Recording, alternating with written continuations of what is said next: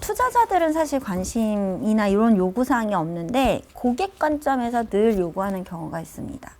근데 제가 무슨 기업이라고 얘기 안 하겠습니다. 우리가 벤치마킹하고 있는 유니레버, 애플 막 이런 회사들 있죠. 그 중에 하나의 영업, 글로벌 영업 그 하시는 분도 야 나도 ESG 이런 거 잘 모르겠는데 이런 거 좀 확인 좀 해야 돼. 나도 거래하려면 이런 거 확인해야 돼. 그러니까 거기도 정책적으로 움직이고 컵 예쁘지, 이거 되게 튼튼해, 이거 유해하지 않아. 그리고 우리가 제대로 납품해 줄 수 있어. 10원 깎아줄게 이러고 팔았잖아요. 옛날에 그렇게 했죠. 근데 갑자기 이거를 그래 좋아 10개 줘 라고 하다가 근데 이거 탄소 배출은 어떻게 되는 거야를 묻기도 하고 이거 만드는 사업장은 괜찮아? 이렇게 묻는 거예요.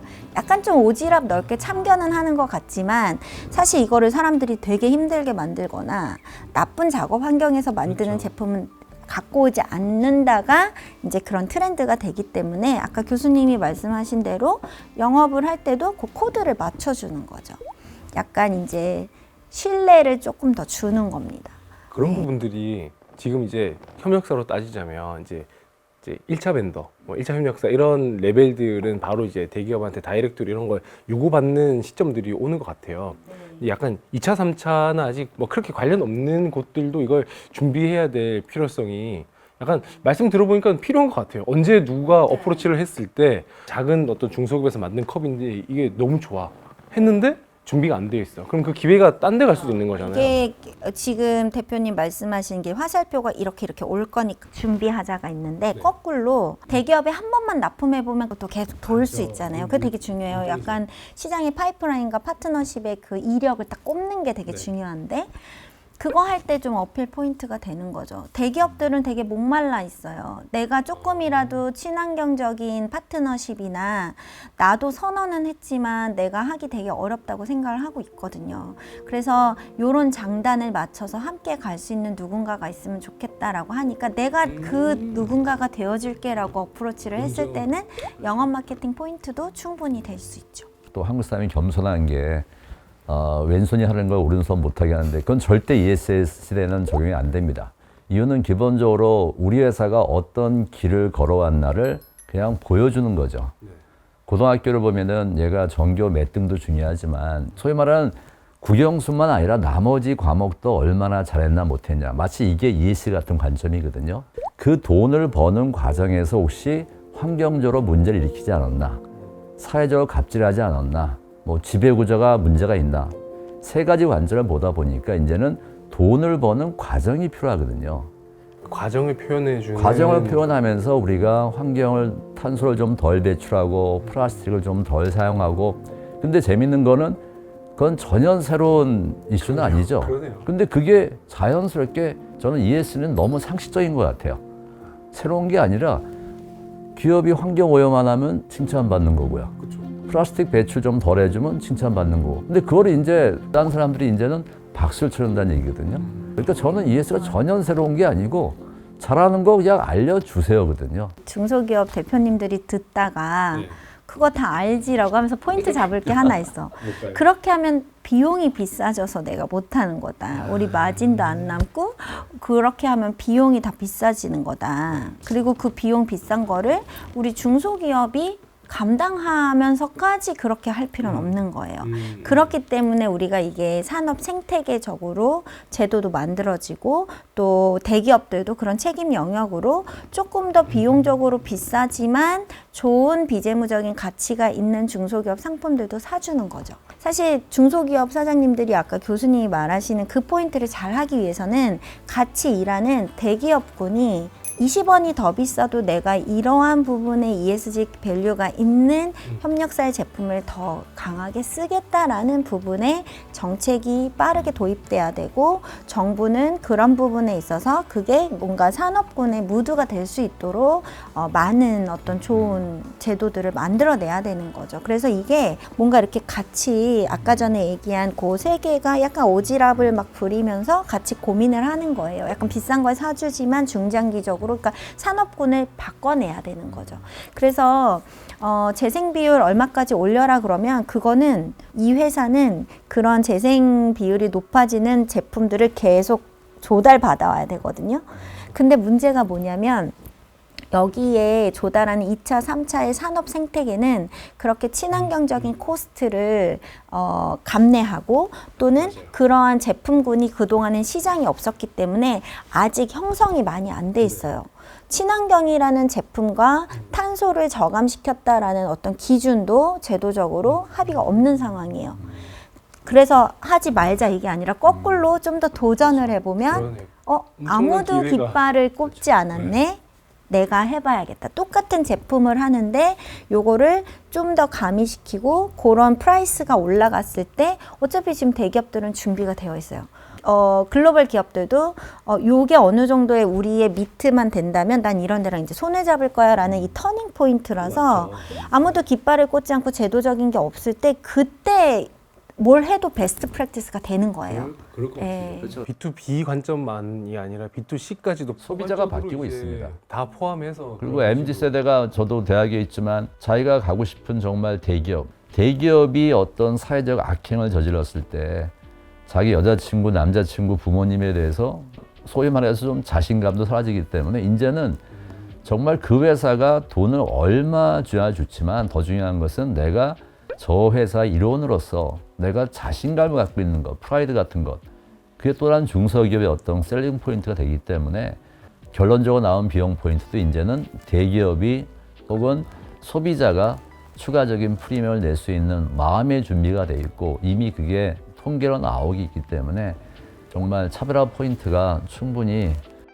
더 높은 가격으로 더 높은 수익으로 연결될 수 있다는 좀 자신감을 가지시면 좋을 것 같습니다. 확실하게 말씀해 주시는 게 이제 글로 ESG를 느끼거나 막 보고 배우고 이렇게 하는 것보다 진짜 별다른 게 아니구나.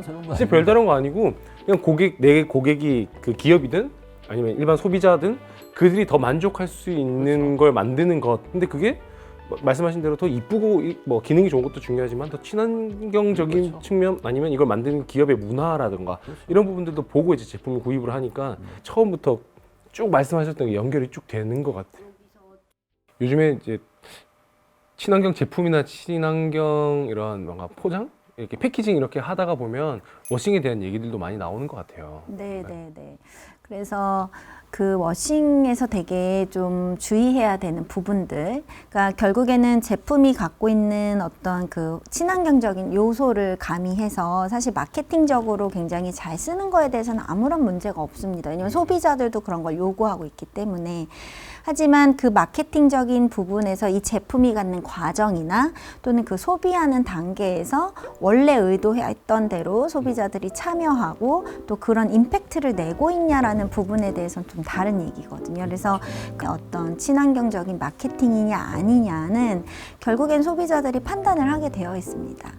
소비자 판단해야 되는 문제고. 네, 뭐 플라스틱 용기를 더 많이 뭐 나무 용기를 써서 친환경이다라고 얘기하는 것보다는 기존의 플라스틱 용기를 좀 더 수거하는 시스템, 그리고 그걸 소비함으로써 좀 더 인센티브를 받을 수 있는 시스템을 만드는 거라든가 그런 것들이 캠페인성으로 된다든가 또는 그 우리가 쓰고 있는 어떤 제품인데 불필요한 부분에 플라스틱이 있는 경우에 이런 플라스틱 안 쓰기 운동을 하는 NGO라든가 또는 여러 가지 소비자 단체들이 이제 회사에 요구를 해서 또 그런 플라스틱 제품을 제거한다든가 여러 가지 일들이 일어나고 있습니다. 저희가 사실은 평가의 시대에 살고 있는 거죠. 모든 기업의 어떤 재무적인 수익을 내고 있는 마케팅, 제품 이런 것들이 다 지금 ESG 관점에서 평가를 의도를 하던 의도하지 않던 당하고 있기 때문에 사실은 자연스럽게 우리는 그 평가가 그 평가냐 이 평가가 저 평가냐의 모든 평가를 논의할 수밖에 없는 것 같아요. 잣대와 이런 지표들이 막 우리를 막 쳐다보고 있으니까. 네, 워싱관에서 저는 많은 분들이 이제 고민 많이 하시죠. ESG 워싱이 너무 큰 문제다. 근데 저는 좀 아이러니하게도 ESG가 지금 관심 받는 똑같은 이유 때문에 ESG 워싱은 좀 큰 문제가 안 될 것 같아요. ESG 워싱은 쉽게 말하면 침소봉대하는 거거든요. 어떤 경우에는 거짓 정보를 주는 건데 내가 회사에 대해서 알고 있는 정보와 회사가 갖고 있는 정보의 차이가 되게 많거든요. 우리가 보통 전문적으로 정보가 대칭성이 약하다는 비대칭성을 말을 많이 하는데 이제는 많은 기업들이 보고서를 발간하고 더 중요한 거는 기업의 모든 활동을 종업원 소비자들이 소위 말하는 핸드폰 갖고 미디어를 통해서 모든 걸 공유하기 때문에 이제는 정보의 비대칭성이 줄어들었거든요. 그러니까 ES를 안 할 수가 없는 것이고, 그래서 바꿔 말하면 ES 워싱도 분명히 몇몇 기업들은 강한 유혹을 느끼겠죠. 안 하면서 우리가 어떻게 보면 소비자를 좀 속이지 수 있지 않을까. 근데 저는 그게 오래 못 간다는 것이 결국은 정말 많은 정보가 노출되다 보니까 그런 잘못된 판단의 결론은 당연히 비참할 수밖에 없을 것이고 함정에 빠지는 거네요. 빨리 또 결정이 될 거기 때문에 저는 오히려 기업이 정말 진정성을 갖고 있는 기업이 훨씬 더 잘 될 수 있을 것 같고, 오늘 우리가 갑질하면서 밤에 폐수를 벌이면서 사람 눈을 속여서 내일도 모레도 돈을 벌 수는 있어요. 근데 중요한 것은 우리가 관심 있게 보는 건 ESG가 당장 다음 주, 다음 달의 성과가 아니라 앞으로 지속 가능한 걸 보기 때문에 잘못된 관행이 한두 명의 눈을 한두 달 속일 수는 있지만 오래 못 속이기 때문에 결국 ES 워싱도 좀 잠잠해질 것이고, 똑같은 이유 때문에 중소기업도 ES를 하는 것은 이제는 선택보다는 이제는 거의 해야 되는 것 이해하시는 게 좀 좋다고 생각합니다. 그런 흐름 속에 있으면 사실 말씀하신 대로 워싱이라는 게 했다가 걸리면 그저 그럴 가능성이 많기 때문에 조심스러워지는 거다. 근데 그런 말씀을 들으면 확실하게 거품적인 측면에 좀 빠질 것 같기는 해요.